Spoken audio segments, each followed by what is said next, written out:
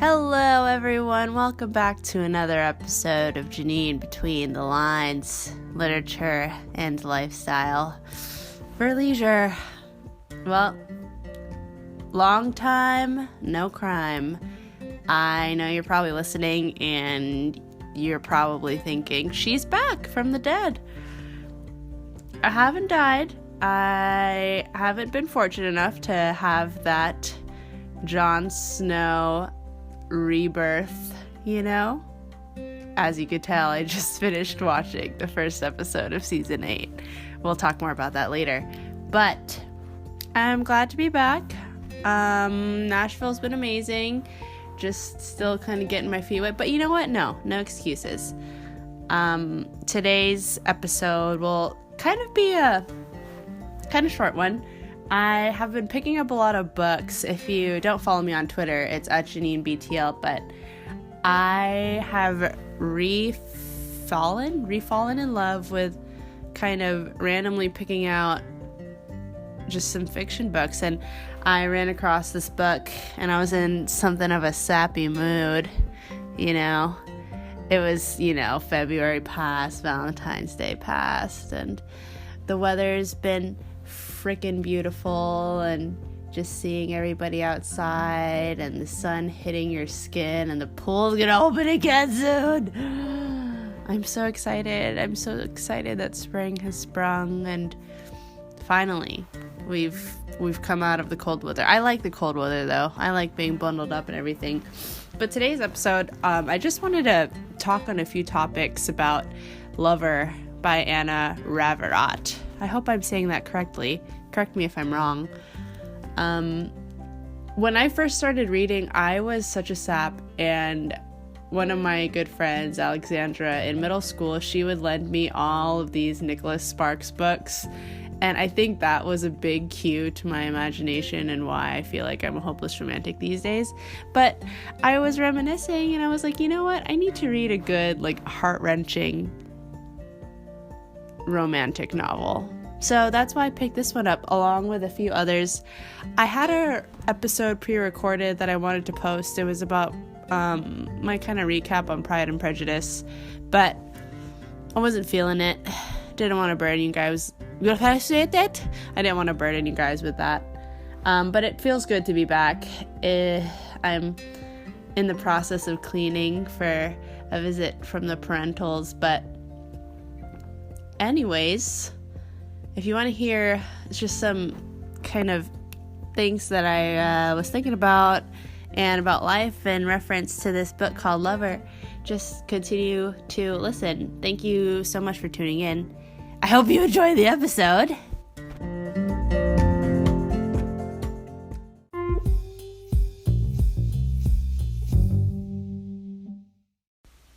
This book, Lover, I finished it probably about a month ago, and I've kept it at my bedside because I keep coming back to it because this is gonna sound emo, but I like the fact that it's just one big sigh. When I'm like, it's so realistic, and that's why I like it. So I guess to start it off, I really liked it. Rating it, let me think. I would give it a solid 7 out of 10. Because it didn't make me cry. I don't know why that would give more. That's my initial. Maybe I'll change my rating later, but my initial rating that I would give it is a 7. But I think that's high in my standards because I really enjoyed it. It wasn't anything like I had to put it down and kind of reassess if I wanted to pick it back up again, but I did finish it in about 3 or 4 days, which is that's pretty good for me. I'm able to finish them in one night. There were a few that I read, one recommended to me by my friend Riley, who was in the last podcast. She recommended me 2. Each of those I finished in one day, and then I finished another one called Once Upon a River. I'll find the author's name later. I finished all those 3 books in a span of 3 days because that's how great they were. But this one was great, and I thought it was a good talking topic because, again, of how realistic it was. So, brief synopsis time. It's pretty much about... It's not... I'm not going to get far in this podcast if I have a frog in my throat. I have bad allergies, guys. I had to sniffle to show you that I had bad allergies. But Lover by Anna Raverat, it's pretty much about a woman. She's married. She has 2 beautiful little girls. And they are not well off. They're like middle class, kind of struggling. The husband just quit his job and has started kind of something new and pursuing his dreams and quote unquote business adventures. You know how everyone these days are trying to start their own business, and that's not in a negative way, because I think our generation is kind of trying to break the mold of the simple progression of, you know, going to college for about 12 years, or not going to college, but, you know, typical education system, and then looking for like a 9-to-5 job. We're in a generation of people pursuing their dreams, and the realistic aspect of it is that he's trying to follow his dreams, but it's not working out for him, and the wife has to start working full-time again. And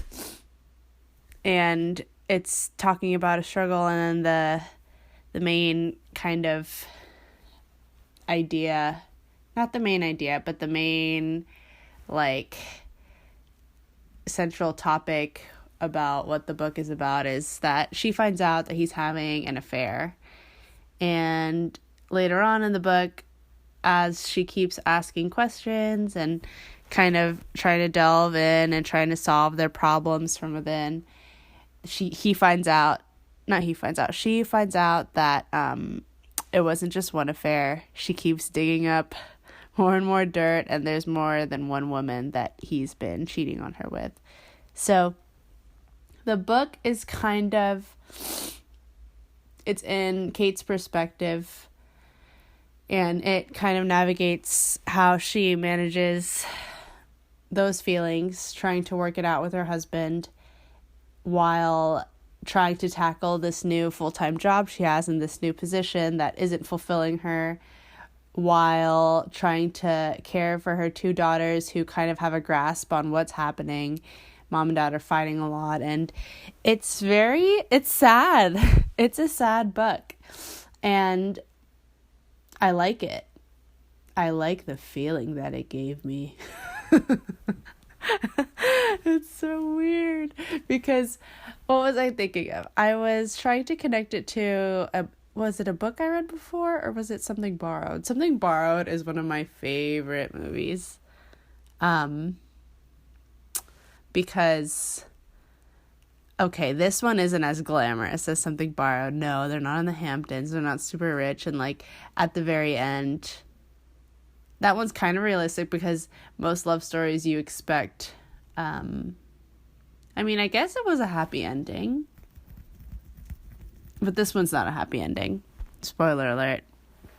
So, the topic that I kind of wanted to touch on was loyalty, and when you feel like it's appropriate for you in a marriage to call it quits. That's pretty heavy. And I wanted to talk about it mostly so I could think it out myself. Like, would you stay with somebody who cheated on you? Would you, at what point would you stop trying to work it out and separate? Because that is kind of the struggle that Kate goes through, and it makes me sad. So before I go on to how I think,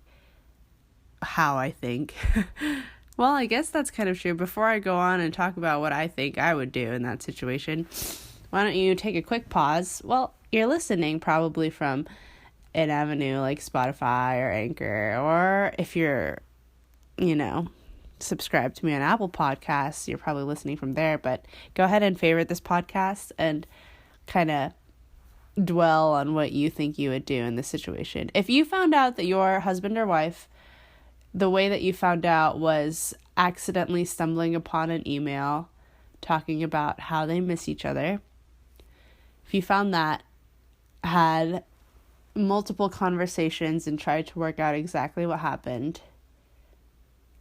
and then you found out that that wasn't the only affair that they were having, would you leave that person, or would you want to stay and work it out? But before you kind of dwell on it, go ahead and follow me on Anchor or Apple Podcasts or Spotify. And I'll be back in a moment.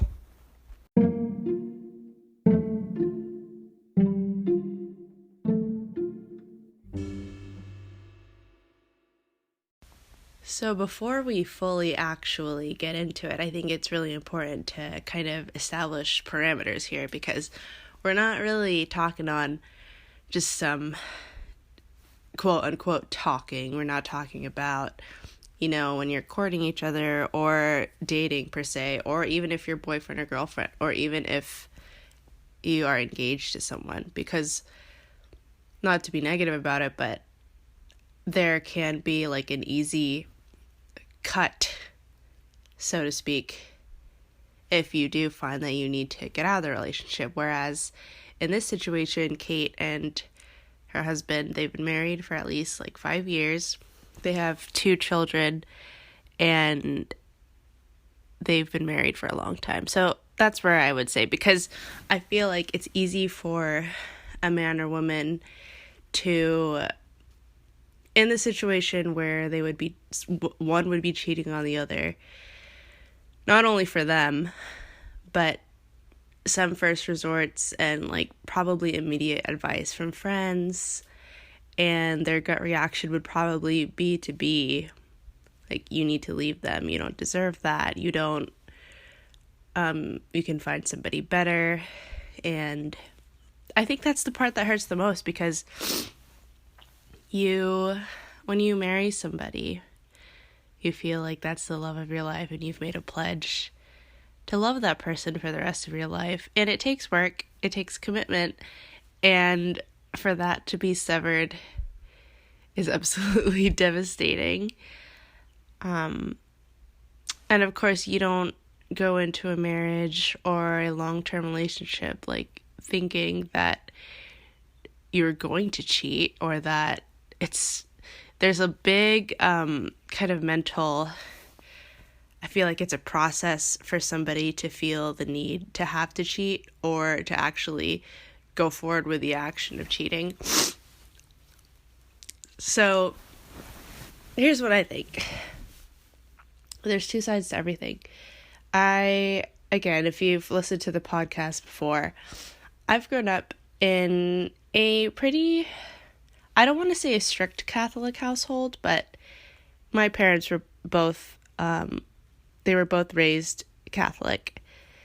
And in the Filipino community, I don't know if it's like this in other communities, but divorce is kind of a thing unheard of when I was growing up, at least, because when you marry into the Catholic Church, you vow to stay with each other through life and death. And I mean, of course, that kind of goes through any vows when you get married, but I am surrounded by a lot of Filipino families that there have been kind of unfaithfulness and cheating, but regardless of how one has treated the other, they stay together because of the vow that they made in front of our Lord.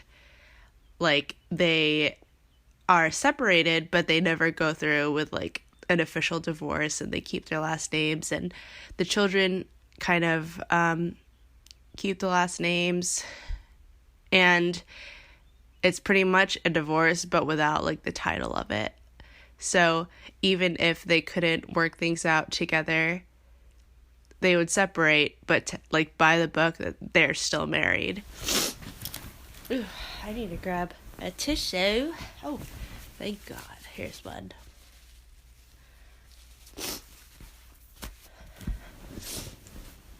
Now, you guys probably know this too, but I very well am not married. And after reading this book, it broke my heart. It really did. And it made me... I don't know how this is going to tie into things, but as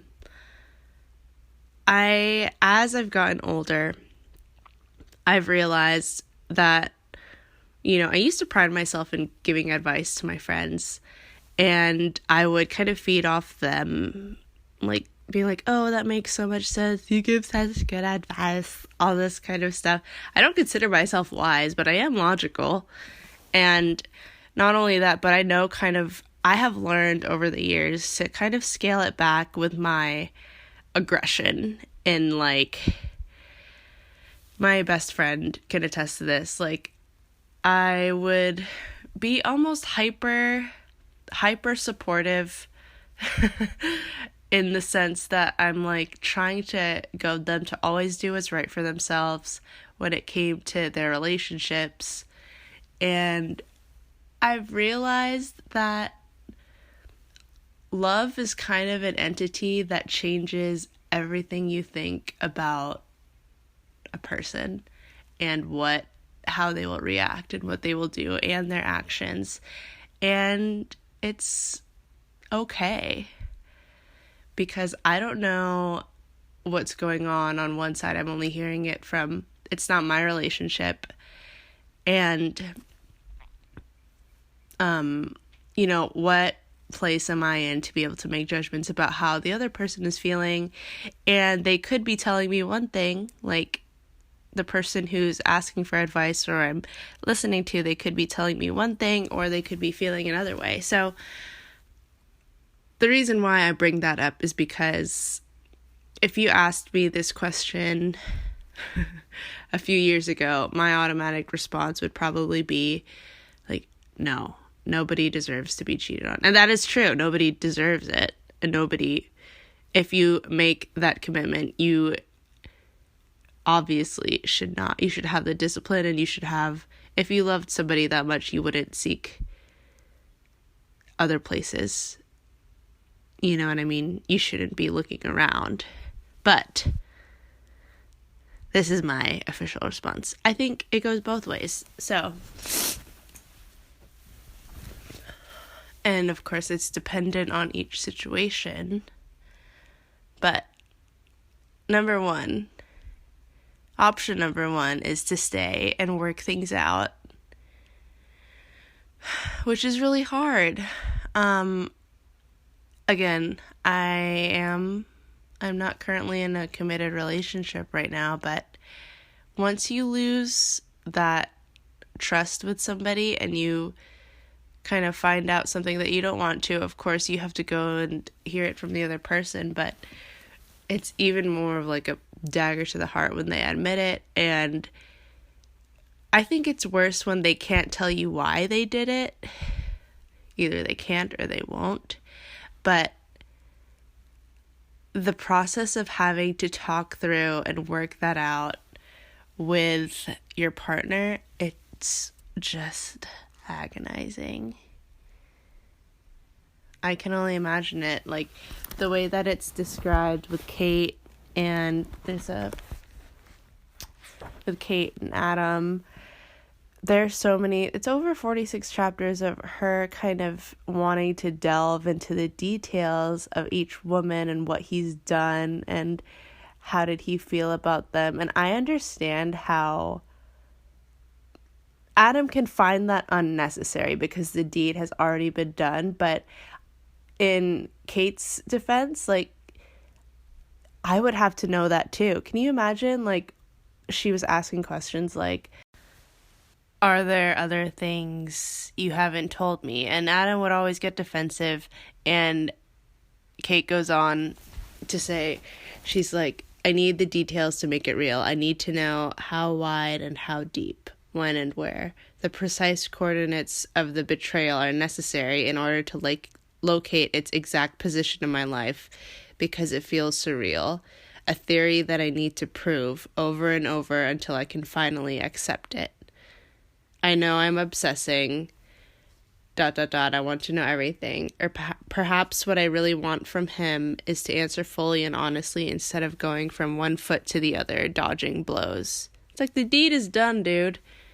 Not only that, like, at this part in the chapter, she's only revealed one, and this is the lady from the emails, which he claims that he only kissed.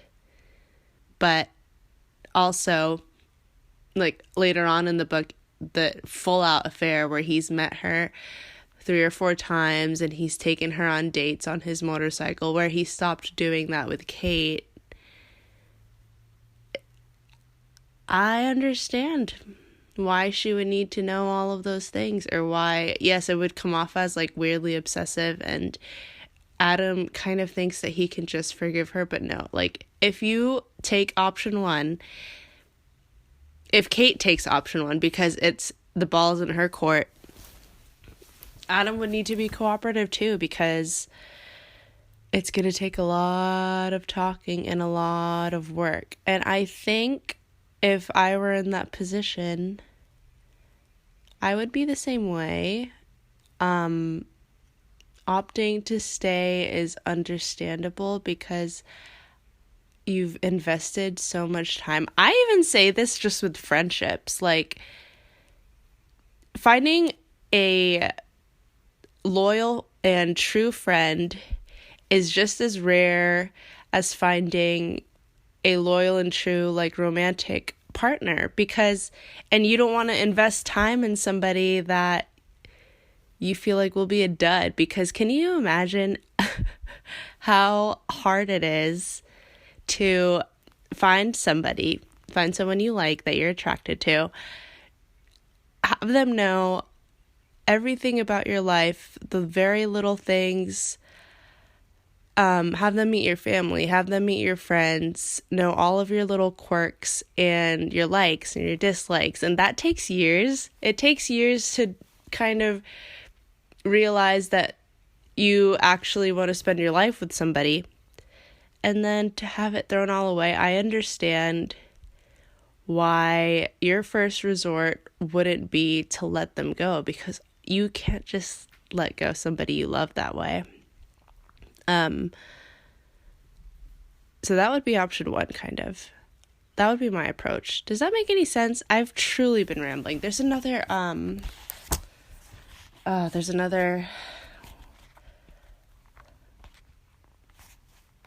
where did that go? Oh, here it is. There was another kind of excerpt that I wanted to, read, which kind of like, oh, where is it? Here, let me find it. I'm just flipping through. Let's see.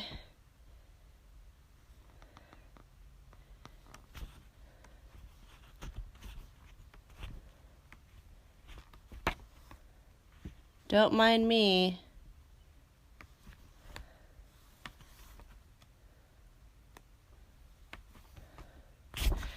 Let me see. There it is. Sorry about that. I thought I had it bookmarked, but Adam, once he finds out how kind of like much he screwed up, there are a lot of paragraphs where he's trying to I was about to say coerce, but convince her. He says, let's try again, and tries to be extremely affectionate with her. And he, in my opinion, they never say it like bluntly, but he tries to use the girls as an excuse for him to be kind of forgiven, and how he doesn't want the girls to be apart and grow up in separate households. But what she says is she says, I know how sorry Adam was, but sorry doesn't actually do anything, doesn't change things, doesn't make things unhappen or go away. Grief is slow, incredibly, intolerably slow. A glacier crossing continents, its movement is imperceptible. And then to reiterate on the kind of why I would try to work it out is this. So he goes, they took some time without seeing each other, and then they were like, I think, taking a little vacation, and he says, all your freckles have come out. He said, I think they're age spots, Kate said. And then Adam says, no, they're not freckles. You've always been freckly like your mom. And this part, I was like, oh, God. She goes, you've always been freckly. Just a little comment, but it pierced. All the sadness came rushing in. He knew my skin. He knew my body. He'd been there when I gave birth, seen things about how my body worked that even I hadn't. Knew its quirks and imperfections, how I felt about my own lumpy bits. Knew me intimately, and he did it anyway. Hester came down the stairs with the stone, which allowed me to escape to the kitchen to stop up my tears and drink some water, to wash over the question lodged in my throat. When was it, how was it that I became so unprecious? Ouch! My heart! My freaking heart. And that's the thing. So then, with that being said, did I even elaborate? I don't even know if that was clear. I'm really just rambling about how broken this book makes me feel. Like, I shouldn't feel this way. I'm not married, but I could feel it. I could feel Kate's I'm looking for a word. Anguish. For some reason I was thinking distinguish. Obviously I haven't recorded in a long time. Option 2 kind of leads into the end of the book, because option 2 is leave him. There's not much to say about that. I feel like in a marriage, like in this instance, in Lover, Kate did everything that she could to be able to grasp and live with the fact that Adam had 2 affairs outside of her marriage. And part of me kind of wonders, would things be different if he was upfront the first time? I think Kate was very open to working it out, and she was going kind of the logical route. She was reading books like prior. She knew that there was a strain on her marriage. She was reading a bunch of literature on how to like reignite your marriage when things are getting like rocky, and the self-help books to help her be a better wife. And I relate very heavily to that kind of guilt. And it might be like a woman's instinct to put all of that blame for like the fall of her marriage on her, and she's trying to fix it from the outside, when really it was Adam that was causing the main problem. You know what I mean? And so you progressively get through this book, and there are times when you think that maybe Kate is going to forgive him and try to work things out because things are kind of getting better. But I think later in like chapter 60 or so, they're talking things out, and she presents him either with papers or with his ring, and then he looks at her glumly and is pretty much like, you never wanted to work things out anyways, did you? You got my hopes up, this. And then he kind of storms out. Which, Adam, get out. Really? You really expect her to just... In my opinion, it is called for. He should have seen that coming. As an option too, because he can't feel how Kate felt. And they were separated in like different households for about over a year. Like with Kate trying to emotionally repair herself and prepare herself to be living, like, even fathoming the thought of separating from her husband and getting a divorce.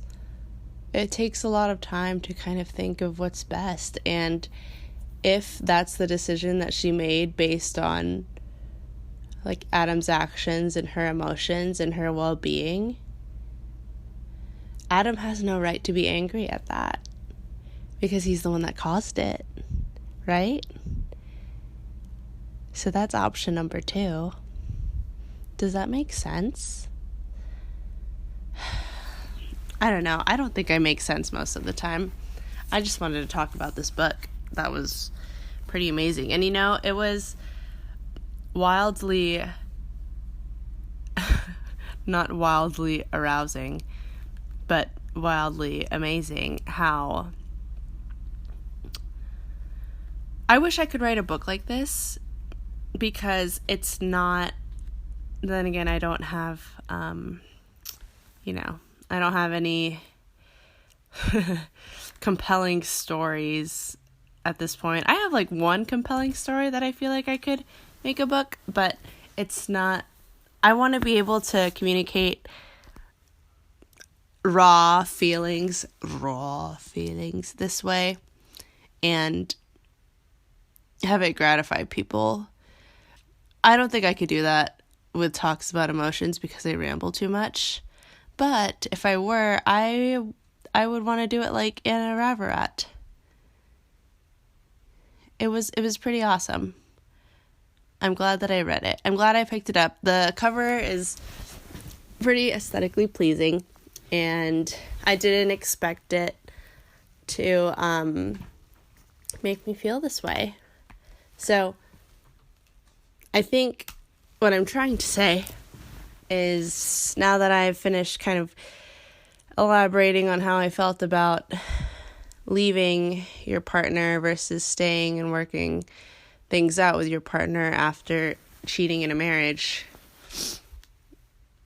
I'd give it a solid 7.3. So yes, it raised a little bit.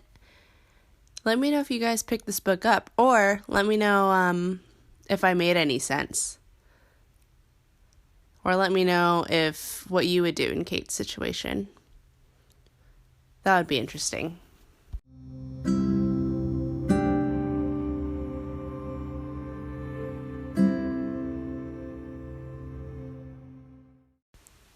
So I know this isn't an OTT, but since I haven't recorded in so long, I wanted to kind of give you a few of my favorite songs that I've been feeling. So I have a handful. Khalid's new album is really great, but this one, Over and Over by Sky, I really like this one. I think y'all will be able to hear this and like it.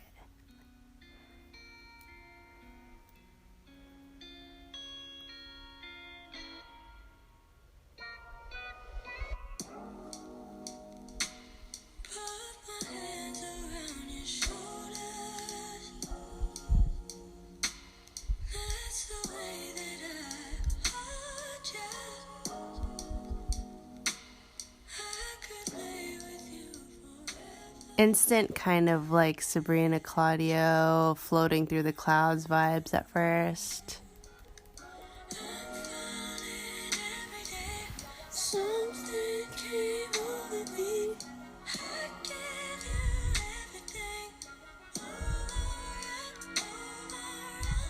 I haven't fallen out of my like soft R&B mood.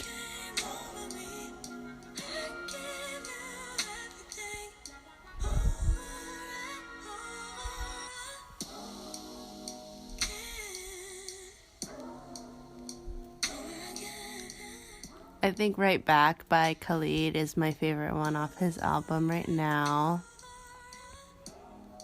Maybe I'll play that one a little bit. It's so dancey. It's quite dancey.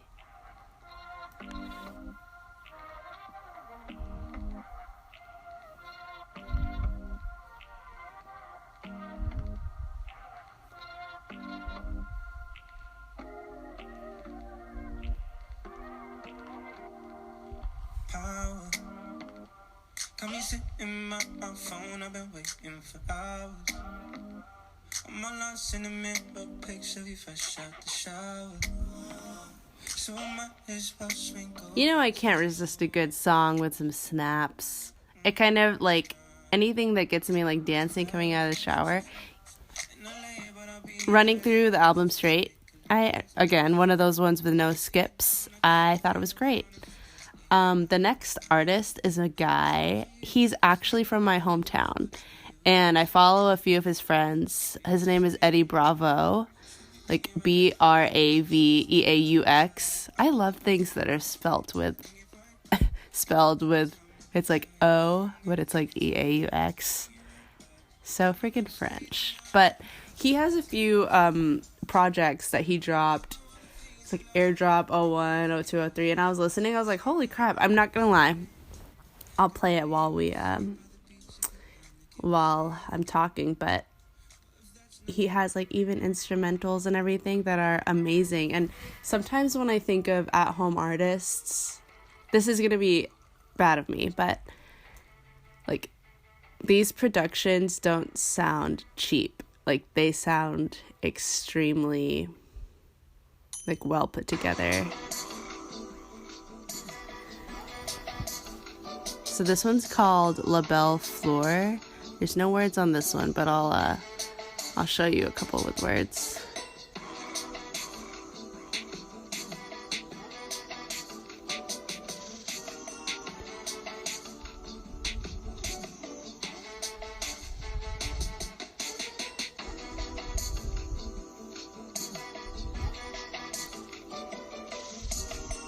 Like I could picture like some big artists kind of just sampling him or using his music and writing some sick verses to them. This is one of my favorite ones.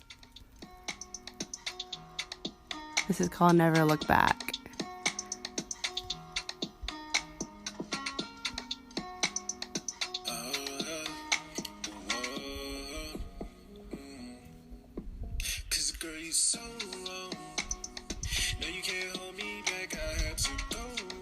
This was from his Airdrop 2 project.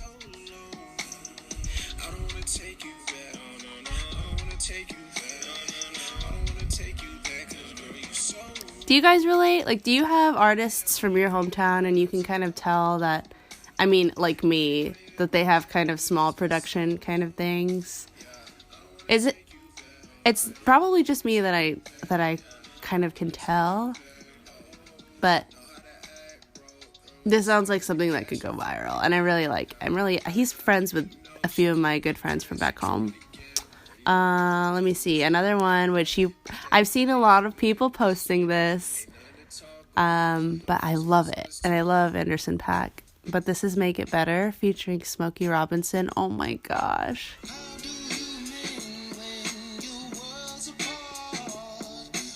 He has the perfect voice for this.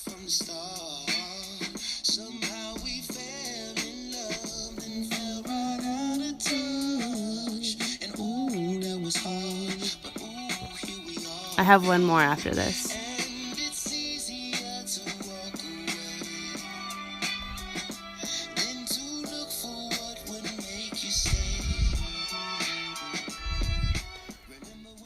Easier to walk away. What did he say? Is it easier to walk away than to figure out what would make you stay? That kind of relates to the book. Kate gave it her best shot, but sometimes it just doesn't work out.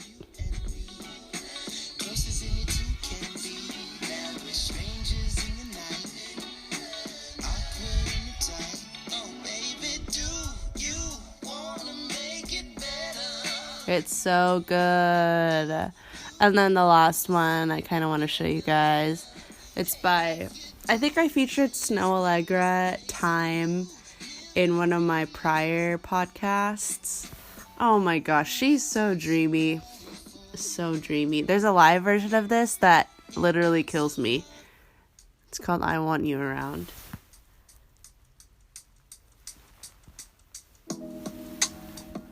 It's not that I don't want you here. Yeah. something about the way you stare into my eyes. I know that I don't make things clear. No. I fall for you every time I try to resist you. We can get away. Palm trees, beach views, ordinary day. All I wanna hear is in the visions on replay. Sit right next to you. I try not to show how I feel about you. Think you wish you away, but we don't really want to. I just wanna get away and sit right next to you. I don't wanna kiss you. Yeah, I just wanna feel you. Feel you. I want you around. I want you around. Doesn't she just sound so pure? I really love her. She's stunning. She looks like a mix between Alina Baraz and Kendall Jenner. Exquisite. And I've seen her skin. Like, no makeup. Wow. Literally, I die. But yeah, those are a few of my favorite songs. I mean, Ariana Grande's album is also perfect. When I want to get ratchet, I listen to Sally Walker all the time by Iggy Azalea. And then the viral videos of Rihanna and Gambino with Summertime Magic. I love that song too. It's almost summertime, I guess. Springtime, summertime. It kind of all blends in here in the South. If you're listening from very far away, you should message me and let me know where you're from. The new Anchor analytics are freaking fire. I saw I had a few listeners in Asia and also in Sweden. So hello from there if you're listening right now. Not gonna make any promises. I really hope you enjoyed this episode, and I don't think my next episode is going to be an OTT just because I've been reading so much and I want to talk about my next book. It's called The Witch Elm by Tana French.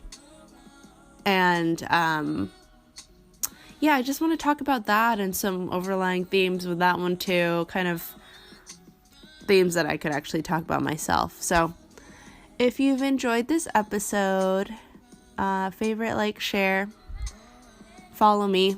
Twitter is my main avenue. I had an Instagram pending, but I still thinking on it, so I'll let you guys know in the future. I hope you all have a wonderful day, wonderful afternoon, evening, wherever you are in this ever-turning earth. Did anyone see that black hole? Overwhelming or underwhelming? You tell me. I'll catch you guys in the next episode. And yeah, see you later.